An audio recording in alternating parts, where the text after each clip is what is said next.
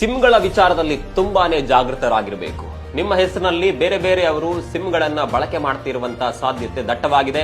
ಒಂದು ವೇಳೆ ನಿಮ್ಮ ಹೆಸರಿನಲ್ಲಿ ಅವರು ಸಿಮ್ಗಳನ್ನ ಬಳಸಿ ಏನಾದ್ರೂ ಅಪರಾಧ ಚಟುವಟಿಕೆಗಳನ್ನ ಮಾಡಿದ್ರೆ ಪೊಲೀಸರು ಮೊದಲು ನಿಮ್ಮನ್ನೇ ಅರೆಸ್ಟ್ ಮಾಡ್ತಾರೆ.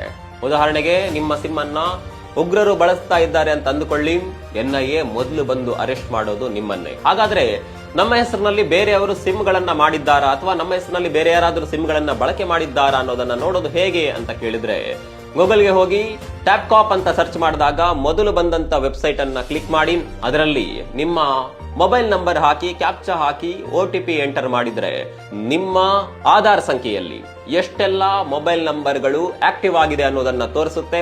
ಮೊದಲು ಅದನ್ನ ಚೆಕ್ ಮಾಡ್ಕೊಳ್ಳಿ. ಒಂದು ವೇಳೆ ನೀವು ಬಳಸಿಕೊಳ್ಳದೆ ಇರುವಂತಹ ನಂಬರ್ಗಳು ಕೂಡ ಆಕ್ಟಿವ್ ಆದ್ರೆ ಅಥವಾ ಬೇರೆ ಯಾವ್ದಾದ್ರು ನಂಬರ್ ನಿಮ್ಮ ಹೆಸರಿನಲ್ಲಿ ಆಗಿದ್ರೆ ಅದನ್ನ ಕೂಡಲೇ ಡಿಲೀಟ್ ಕೂಡ ಮಾಡಿಸಬಹುದು.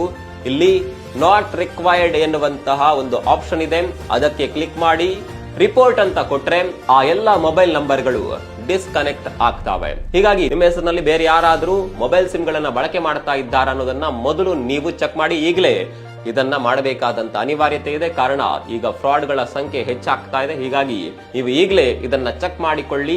ಟ್ಯಾಪ್ಕಾಪ್ ಎನ್ನುವಂತಹ ವೆಬ್ಸೈಟ್ ಇದೆ, ಅದರಲ್ಲಿ ನಾನು ಮೇಲೆ ಹೇಳಿದಂತಹ ಪ್ರೊಸೀಜರ್ ಗಳನ್ನ ಅಳವಡಿಸಿದ್ರೆ ಸಾಕು, ನೀವು ಕೆಲವೊಂದು ವಿಚಾರಗಳಿಂದ ಬಚಾವ್ ಆಗಬಹುದು. ಈ ವಿಡಿಯೋವನ್ನ ಸಾಧ್ಯವಾದಷ್ಟು ಮಂದಿಗೆ ಶೇರ್ ಮಾಡಿ. ಈ ಮಾಹಿತಿ ಎಲ್ರಿಗೂ ಲಭಿಸುವಂತಾಗಲಿ.